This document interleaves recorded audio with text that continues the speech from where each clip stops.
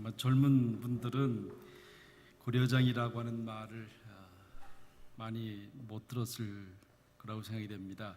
아마 제 나이 또래 이상은 고려장이라고 하는 말을 때로 많이 들었을지도 모르겠습니다. 저는 꽤 많이 들었던 것 같아요. 어른들이 하는 얘기 가운데 고려장 시킨다 그런 말을 많이 하셨어요. 되게 그런 겁니다. 노인들을 그냥 애딴 방에다 이렇게 놔두고 그저 죽기만을 기다리는 고리장 시켰다 뭐 그런 얘기를 많이 한 것 같아요. 고려장은 말 그대로 고구려 시대 때에 생긴 풍습이라고 합니다. 그런데 그것이 실제로 이루어졌는지 안 이루어졌는지는 모릅니다. 다만 그저 그런 얘기로 떠내려오는 거죠. 이제 어른이 이제 연세가 이제 들으면 산속 깊은 곳에 이제 약간의 먹을 것을 갖다 놓고 이제 죽기만을 기다렸다가 죽으면 장사 지내는 것, 이게 고려장이라고 합니다. 그저 이제 귀찮기도 하고 그래서 그저 산속에서 사시다가 죽으면 장사 지내는 것, 완전히 이렇게 따로 이제 그렇게 해놓는 거죠. 아마 오늘날도 혹 우리가 어른들을 고리장시키는지 않았는가 그렇게 생각을 한번 해볼 수 있어요. 왜냐하면 지금 점점 독거노인들이 많아지게 되는데 가끔씩 한국 뉴스를 보면 아파트에서 혼자 살다가 몇 달 만에 죽은 지 몇 달 만에 발견됐다. 그게 사실은 고려장이거든요. 그렇죠? 특히 이민자들은 때로 부모에 대해서 불효할 때가 많이 있습니다. 아마 여기 멀리 나와 있기 때문에 멀리 나왔다는 핑계 때문에 쉽게 되돌아보지 못하고 찾아뵙지 못하고 연락 못 드리고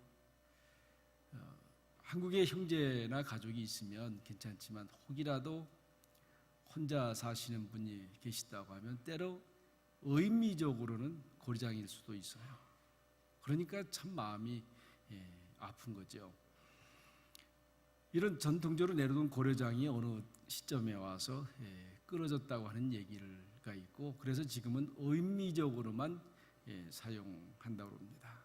그런데 크게 두 가지 어떤 내려놓은 전설적 같은 사건이 있었어요. 한 번은 한 아들이 이제 자기 아버지가 이제 연세가 많아서 이제 고려장 시켜야 되겠다 해서 이제 약간의 음식을 가지고 아버지를 이제 지게에다 지고 갑니다. 그리고 이제 그 늙은 아버지를 내려놓고 이제 약간의 음식을 이제 드리고 이제 뒤돌아오려고 하는데 그 할아버지의 손주가 따라온 거예요. 또 지게를 지고 그 아버지가 이제 자기 아버지를 내려놓고 뒤돌아서면서 야 너는 왜 지게를 지고 왔냐 그러니까 이 손주가 하는 얘기가 아버지도 이제 70이 되면 제가 지게에다 지고 여기다 똑같이 내려놓을 겁니다. 여러분 정말 손주가 똑똑하잖아요. 사실 이거는 뭐예요? 불효를 강조하면서 손자의 지혜를 얘기한 겁니다. 그래서 이 아버지가 많이 깨닫고 후회하고 다시 아버지를 지게에다 지고 내려와서 마지막까지 정성껏 잘 모셨다고 하는 그러한 얘기입니다. 여러분 늙은 사람은 다시 절대로 젊어질 수가 없습니다. 이거는 누구라도 어떻게 해서라도 아무리 애를 써도 절대로 젊어질 수가 없잖아요. 그러나 젊은 사람들은 늙어지게 되어 있습니다. 이게 남의 얘기가 아닙니다. 바로 우리의 이야기입니다. 우리 갈라디아서 6장에 있는 대로 사람이 무엇을 심든지 심은 대로 거두리라. 내가 어떻게 했느냐에 따라서 나도 똑같이 거둔다고 하는 그러한 이야기입니다. 또 하나는 이런 전해져 내려오는 이야기가 있습니다. 이제 자기 어머니를 고리장 시키려고 어머니를 지게에 지고 이제 갑니다. 그때 늙은 어머니가 지나가면서 나무에 걸치는 잎새기를 하나씩 하나씩 따서 이렇게 길에다 뿌리는 거예요. 그래서 아들이 묻습니다. 어머니 왜 남은 잎새기를 따서 그렇게 길에다 뿌려 놓습니까? 그러니까 어머니가 하는 말이 내가 깊은 산에 들어오게 되는데 내려갈 때 길을 잃을까 봐 이 나뭇잎을 길 삼아서 내려가도록 그렇게 하는 거다. 또 이 아들도 그 어머니의 그 마음에 깊이 깨달아서 다시 집으로 돌아와서 정성껏 모셨다고 그럽니다. 이게 부모의 사랑 아닙니까? 부모의 사랑은 사실 굉장히 일방적입니다. 때로 자기가 버려지면서도 자식의 손에 죽으면서 몹쓸 자식이지만은 그 부모님은 내 자식만은 잘 되기를 바라는 것이 부모의 마음이에요. 특별히 여러분 생각해 보세요. 부모가 자식 앞에 계산을 제대로 합니까? 부모가 자식 앞에 계산을 제대로 하는 똑똑한 부모는 아무도 없어요. 다 바보예요. 다 바보예요. 남에 대해서는 이자까지 철저하게 계산하지만 자식한테는 계산을 하지 못해요. 이게 부모입니다. 그런데 점점 시간이 갈수록 부모에 대한 이 사랑을 자꾸 우리가 잃어버리게 됩니다. 그저 먹고 사냐고, 부모가 나를 어떻게 키웠는데, 어떻게 사랑했는데, 어떻게 헌신했는데 자꾸 잃어버려요. 또 내게 주신 자식 키우냐고 자꾸 잃어버리지 않습니까? 제가 어느 신문 보니까 일본애가 가구 수가 한 8천만 가구 된대. 집 주택이요. 8천만 주택 정도가 되는데 그 중에 10%가 비어 있는 집이래요. 800만 호가 비어 있는 집이랍니다. 그게 어떤 집이냐 하면 대개 다 그 집을 가지고 자식을 낳고 결혼을 다 했어요. 근데 자식이 크면 다 대도시로 나가요. 그제 두 노인만 살다가 두 노인 중 하나가 죽고 하나가 죽고 그러다가 집이 비어버린대요. 일본에서는 지금 큰 문제랍니다. 이게 자산이 안 된대. 자산이 그냥 쓰레기래요. 우리 한국 가도 보면 지금 농촌에 허물어져 가는 주인 없는 집들이 자꾸 생기지 않습니까? 한국도 지금 독거노인의 문제는 심각한 문제로 되어 있습니다. 여러분, 세상이 아무리 바뀌어도요, 아무리 우리가 서구 사이에 개인주의화된 사회에 산다고 하더라도 바뀌지 말아야 될 게 뭐냐면 부모를 공경하라는 말이에요. 부모를 공경하라. 우리가 아는 대로 10계명 중에 4계명까지는 하나님에 대한 거예요. 그 다음이 부모를 공경하라고 하는 말입니다. 그래서 성경 여러 곳에서 부모를 공경하라고, 네 부모를 경외하라고 명령이라. 그러니까 이것은 어떤 상대적 관계로 내가 해야 할 수도 있고 안 할 수도 있고 선택적 사항이 아니라는 거예요. 부모를 공경하는 것. 그래서 만약에 부모를 공경하지 아니하면 불효하는 자에게는 성경에서 어떻게 얘기하고 있냐면요, 그 아비나 어미를 저주하는 자는 반드시 죽일지니라 그랬어요. 이렇게 무섭게 다뤘어요. 자기 어미나 아비를 치는 자는 반드시 죽일지니라. 만약에 부모에 대해서 손찌검하면 반드시 죽여야 된다는 거예요. 여러분, 부모한테 손찌검하면 큰일 나는 거예요. 하나님의 말씀입니다. 죽여라. 만약에 내가 안 죽이면 하나님이 죽이겠다라고 하나님의 뜻과 심판이 여기 있는 거예요. 얼마나 강하게 다룬지 모릅니다. 오늘 본문의 25절에도 보면 내 부모를 즐겁게 하며 너 낳은 어미를 기쁘게 하라 그랬습니다. 그렇잖아요. 기독교만큼 부모에 대해서 이렇게 강하게 말씀하는 데가 어디 있겠어요? 그래서 기독교는요, 효의 종교예요. 제사 한 번 안 했다고 불효자. 그리고 자기들은 뭐예요? 저 어릴 때 보니까요, 그 불효한 자식들이 3년 동안 배옷 입고 나와서 매일 아침 새벽에 가서 울더라고요. 그 울어봐야 무슨 소용이 있겠어요? 살아생전에 효도하지 않고 살아생전에 불효하면서 죽은 다음에 3년상을 치는, 그게 무슨 소용이 있습니까? 여러분, 부모를 공경하는 것은 명령이에요. 명령입니다. 그 이유가 있어요. 왜냐하면 부모를 공경하는 것이 복을 받는 바른 길이기 때문에 그런 거예요. 부모를 공경하는 것이 바로 축복받는 길이기 때문에 그런 거예요. 딴 생각하지 마세요. 하나님이 가르쳐준 길로 가야 복을 받고 축복받는 거 아닙니까? 우리가 1년에 한 번씩 어버이주를 지키지만요, 이것이 시작이 돼서 여러분 1년 동안 고민해야 돼요. 그냥 잊혀진, 멀리 떨어져 있으니까 잊혀진 자로 그렇게 생각하시면 안 돼요. 정말 부모에 대해서는 고민하고요, 어떻게 해서라도 즐겁게 할까. 그래서 오늘 보면 몇 가지로 즐겁게 하는 말씀을 하고 있어요. 첫 번째는 너 낳은 아비에게 청종하고, 22절에 했습니다. 너 낳은 아비에게 청종해라.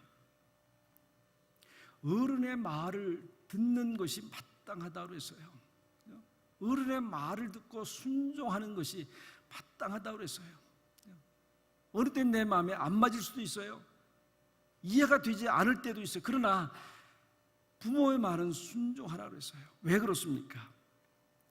적어도 나보다 부모가 경륜이 많지 않습니까? 지혜가 나보다 많지 않아요? 인생의 선배 아닙니까? 나보다 더 많은 고통과 실패를 경험했습니다. 비록 지금은 건강을 잃기도 하고 때로 건망증도 있지만 그가 가진 지혜는 적어도 우리 젊은 사람보다 훨씬 더 풍성한 것입니다. 인생 살아가는데 노하우가 있습니다. 그래서 그 지혜를 순종하고 인정하라고 하는 거예요. 때로 잔소리처럼 들릴지라도 인정하는 겁니다. 여기에 복된 길이 있다. 불효하는 가정은 절대 복을 받을 수 없습니다. 그건 반짝보여 복을 받아도요, 불효해서는 가정이 복을 받을 수 없습니다. 오직 효만이 복을 받는 길이고 형통의 길입니다. 지금도 이스라엘 사람들은 이 어른에 대한, 부모에 대한 전통은 확실하게 지킨다는 거 아니에요? 여러분, 예루살렘 가보면요, 그 아이들과 어른들의 모습 보면요, 그 서열에 분명하게 있는 것을 보게 됩니다. 부모를 거역하는 사람은 절대로 지혜로울 수 없습니다. 둘째는 22절에 계속해서 보면 내 늙은 어미를 경히 여기지 말라 그랬습니다. 내 늙은 어미를 경히 여기지 말라. 저는 학교 다닐 때, 대학은 서울에서 다녔어요. 이게 서울에 있으니까 시골 어머니가 김치를 해갖고 오잖아요. 김치를. 여러분, 김치를 해갖고든 또 김치를 해서 가져가라 할 때 김치는 꼭 옛날엔 이게 뚜껑이 잘 안 돼서 김치 국물이 꼭 흘렀어요. 버스 안에서 김치국 흘러보세요. 얼마나 창피한지. 막 욕해요. 뭐 먹을 게 없어서 이 냄새나는 김치 해줘갖고 이렇게 창피당하게 하냐. 그게 때로 어머니가 가져올 때 있어요. 그때보다 어머니 똑같은 경험을 했을 거 아니에요. 그런데도 가져오시는 거예요. 그죠? 이것이 어머니 사랑 아니에요. 늙은 어미를 경히 여기지 말라. 그 존재 자체를 인정하라고 하는 거예요.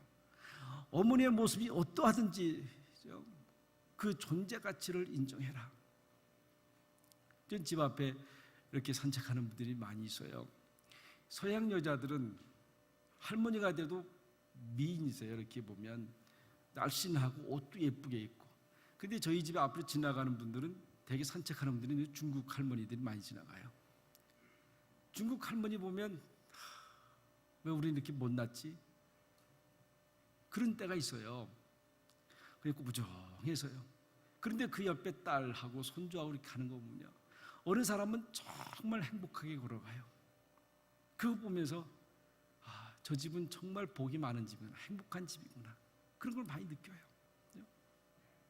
비록 중국에서 그렇게 와서 비록 그 모습은 거친 모습이지만 그를 기뻐하고 같이 산책하는 그 모습이요, 얼마나 아름다운 거겠어요. 삼국유사에 각준이라고 하는 사람이 나와요. 아들 셋을 낳았어요. 아들 셋이 다 장가를 들었어요. 그리고 애도 다 낳습니다. 그런데 어느 날 이 아버지가, 각준이가 그런 거예요. 아들 삼형제, 아들 며느리를 모아놓고 나는 정말 오래 살고 싶다고. 그런데 어느 책 보니까 여자의 젖을 먹으니까 오래 산다고 그러더라. 그런 거예요. 그러니 너희들 아이한테 먹일 젖을 나한테 줘라는 거예요. 심지어 그 아이를 죽이고 나한테 먹이라는 거예요. 그랬더니 첫째 아들, 둘째 아들 이게 난리가 난 거예요. 이 나이가 먹지 노망이 났다고. 그런데 막내 아들은, 며느리는 상의하더니요, 여보, 우리를 길러준 아버지가 오래 산다 그러는데, 그런 거예요. 자식은 다시 얻을 수 있지만 아버지는 다시 얻을 수 있는 게 아니지 않냐고요. 그렇잖아요. 그리고 이제 이 아들은 꽃게기를 들고 가요. 어머니는 아이를 놓고 가요. 아버지가 뒤따라와요. 한참 산에 가서 아버지가 여기 봐라, 여기 봐라고. 아들이 꽃게기질을 해요. 꽃게기를 하는데 그 밑에서 뭐가 나왔을 것 같아요? 금종이 나왔다고. 무엇을 말해주고 있습니까? 이 이야기에서는 결국 효도는 합리적이거나 인도주의적으로 평가해서는 안 된다고 하는 거예요. 자식보다도 부모가 더 먼저라고 하는 것을 얘기해 주는 거 아닙니까? 오늘 우리 정말 젊은 사람들이 알아야 될 게 있는 거예요.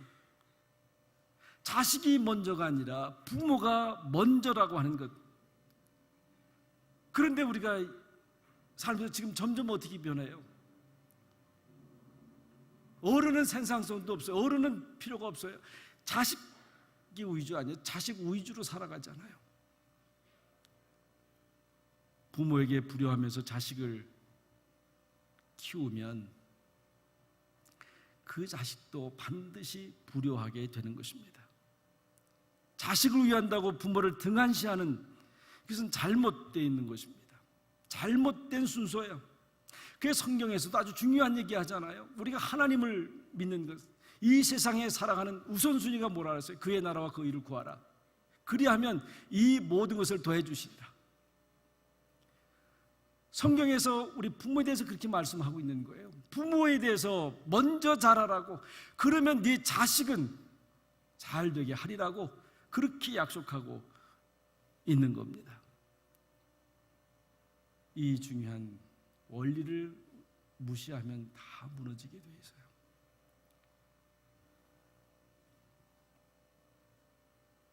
옛날에 신방 가보면 노인들을 이렇게 아랫방에 아파트 방 하나 이렇게 모십니다. 되게 노인들이 거동이 불편하고 이제 자리에 누워있게 되면 되게 냄새가 많이 나게 돼 있어요. 그리고 되게 또 노인들이 거하는 방은 약간 침침해요. 신방 가면 여기 어머니 계시지 않습니까? 예, 계세요. 어디 계세요? 저 아랫방에 계세요. 한번 가보십시오. 그러면 목사님 가지 마세요. 그 방은 냄새가 나요. 그리고 우리 어머니는 잘 보지도 못하고 잘 듣지도 못해요. 그러니까 가지 마세요. 그때 마음에 참 아픔이 있어요. 아니 그래도요, 저는 그래도 들어가 보랍니다. 들어가서 이렇게 손을 잡으면요, 얼마나 반기는지 몰라요. 눈물을 쭉 흘리세요. 눈물을 쭉 흘리세요. 여러분, 그대로를 인정하는 거예요. 아무리 늙고 냄새가 나도요, 그 부모의 소원은 나를 그대로 인정해달라고요. 셋째는 의인의 아비는 크게 줄고할 것이요. 그랬습니다. 의인의 아비는 크게 줄고할. 의로울 때 부모가 줄고한다는 거예요. 분역한 자의 부모는 슬퍼한다고 하는 거예요. 여러분, 우리가 잘 살아도요, 부정한 자를 자식으로 둔 부모는 슬퍼하게 되어 있다고 하는 겁니다. 절대로요, 부모에게 효도하는 것은 부정한 방법으로 출세하는 게 아니에요. 성공하는 게 아니에요. 의롭게 살아가는 것, 이것을 기쁘게 하는 것이라고 말씀하고 있습니다. 저는 가끔씩 뉴스 보면서 그런 생각해요. 어느 사람이 부정해서 돈을 많이 받아서요, 그저 그걸 몰랐을 때는 우리 자식이 성공했는가 보다, 출세했는가 보다 하다가 그게 신문에 나오게 되고 발표가 되면 아마 부모만큼 괴로운 사람은 없을 거예요. 그래서 이 잠언서도 그런 거예요. 의로운 자의 부모가 줄고하는 거다. 여러분, 우리가 알아야 돼요. 24절에 보면 지혜로운 자식을 낳은 자는 그로 말미암아 즐거울 것이니라. 지혜로운 자식을 낳은 부모, 그로 말미암아서 즐거워할 것이라고 했어요. 여러분, 지혜라는 게 뭐예요? 지혜는 다른 게 없잖아요. 미래 지향적인 지식, 미래 지향적인 지식, 또 당장 지금 앞에 보는 것 가지고 계산적으로 살아가는 것이 아니라 깊은 세계를 보고 어떤 그 물질 때문에가 아니라 다른 꿈을 꾸며 살아가는 그 자식, 그게 지혜로운 자식이라고 하는 거예요. 먼 것을 생각할 수 있는 사람. 그런 어리석은 자는 누구겠어요? 그런 지혜가 없는 사람이죠. 당장 눈앞에 본 이익 때문에 울고불고 하는 그건 지혜가 아니라고 하는 겁니다. 이제 마지막으로 보면 내 마음을 내게 주며, 26절에 아주 기가 막힌 말씀 아니에요. 내 마음을 내게 달라, 그런 거예요. 내 마음을 내게 달라. 물질을 달라고 하는 게 아닙니다. 물질을, 마음을 달라고 그래서 마음을.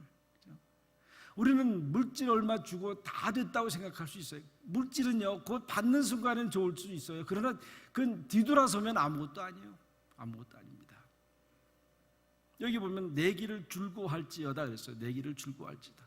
다시 말하면 부모의 길, 부모의 길입니다. 부모가 살아온 그 길, 그것을 즐거워해달라고 그랬어요. 즐거워. 적어도 부모가 어떻게 살아왔는지 그걸 기억해달라고 하는 거예요. 적어도 부모가 가졌던 그 목적, 가치관, 그거를 인정해달라고 하는 거예요. 그게 부모의 소원입니다. 가끔 그런 불효자들이 있어요. 하필이면 아버지는 왜 그런 직업을 택했습니까? 일평생 그거를 가지고 살아오셨는데 자식한다는 말이, 하필 아버지는 왜 그렇게 사셨습니까? 왜 그런 직업을 택하셨습니까? 이게 불효자 중에 불효자예요. 여러분, 효자는요, 그 부모가 어떻게 살아왔든지, 어떤 직업을 가졌든지 그 직업을 소중히 여겨주는 거예요. 그걸 인정해 줄 수 있어야 돼요. 그래서 우리가 할 수 있는 말이 뭐예요? 아버님 참 잘하셨습니다. 아버님은 성공적 삶을 사셨습니다. 절대로 실패한 것이 아닙니다. 부모의 희생이 있어서 내가 있는 거예요. 그렇게 하셔요. 내가 지금 잘 살든지 못 살든지 부모의 희생이 있어서 내가 있는 겁니다. 어머니의 기도가 있어서입니다. 부모님은 절대로 헛된 삶을 살지 않으셨습니다. 이렇게 인정해 주는 것이 바로 효도입니다. 어머니, 아버님, 가난해도 좋습니다. 어렵게 살아도 좋습니다. 저는 아무 상관이 없습니다. 그리고 그 어머니의 진실, 그가 살아온 길을 기뻐하고 자랑스럽게 여기는 것입니다. 부모가 살아온 그동안의 삶이 헛되지 않았다고 하는 것을 인정해 달라고 하는 것이 부모님의 소원입니다. 영국의 유명한 학자 사무엘 존슨이라고 하는 분이 있습니다. 이분에는 이런 일화가 있습니다. 어느 무더운 날 복잡한 시장터에서 이분이 서 있었습니다.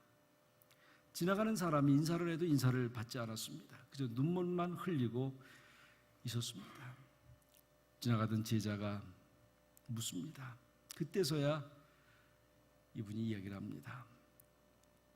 우리 아버지는 헌책 장사를 하셨습니다. 하루는 몸이 너무 안 좋아서 내게 부탁을 했습니다. 그때 제가 아버님한테 이런 말을 했습니다. 아버지, 저는 아버지가 헌책 장사하는 것만 해도 창피한데 아버지가 시키는 이 일을 내가 할 수 있겠습니까? 그때 아픈 몸을 이끌고 나온 아버지가 일을 하다가 시름시름 앓다가 돌아가셨다. 50년이 지난 지금도 이 아들은 그때를 거역했던 그때를 생각하고 지금도 그 자리에 울고 서 있는 거예요. 여러분, 우리는 어디서 얼마만큼 울어야 하겠습니까? 얼마나 많은 후회를 하면서 살아가야 되겠습니까? 얼마나 많은 뉘우침을 가지고 살아가야 하겠습니까? 나 하나 복되고 잘되고 큰일을 하겠다고 잃어버리고 산다고 하면 잘 될 거라고 생각하십니까? 그렇지 않습니다. 세상에서 성공한 많은 사람들은 불효자가 아니었습니다. 효자였습니다. 불의한 길을 따라 사는 사람은 성공이 없습니다. 부모의 마음을 슬프게 하고 어찌 우리가 허허대고 기쁘게 살아갈 수가 있겠습니까? 하나님은 우리에게 효를 축복의 길로 주셨습니다. 장수도 형통도 축복도 여기에 있다고 하는 것을 잊어서는 안 됩니다. 에베소서 6장 13절에 보면 자녀들아 내 부모를 주 안에서 순종하라. 이것이 옳으니라. 내 아버지와 어머니를 공경하라. 이것이 약속 있는 첫 계명이니 이는 내가 잘되고 땅에서 장수하리라. 보약을 먹어서 장수하는 게 아니에요. 효자가 되어야 장수할 수 있습니다. 효자가 되어야 형통할 수가 있습니다. 왜냐하면 부모와 자식 간에 이 모든 간은 가장 기본적 덕의 기초이기 때문에 그렇습니다. 그 관계가 어떠냐에 따라서 모든 사람과의 관계가 원만하게 이루어질 수 있기 때문에 그렇습니다. 세상을 왜 살기 힘들다고 말합니까? 효가 무너졌기 때문에 그래요. 세상이 왜 빡빡하고 메마릅니까? 바로 이 효가 무너졌기 때문에 그래요. 여러분, 우리가 어디에 살든 무엇을 하고 살든 적어도 하나님께서 성경을 통해서 부모를 공경하라고 하는 이 말씀의 진리는 아무리 세월이 가도 변할 수 있는 게 아니에요. 세상이 바뀌어도 바뀔 수 있는 게 아닙니다. 절대적 하나님의 말씀입니다. 우리가 살아가면서 다시 한번 이 효가 바로 섰기를 바라고 회복될 수 있기를 바랍니다. 그래서 약속한 대로 모든 일이 잘 되고 장수하고 복된 삶을 영위하는 주의 성도들이 되시기를 간절히 바랍니다. 기도하십시다.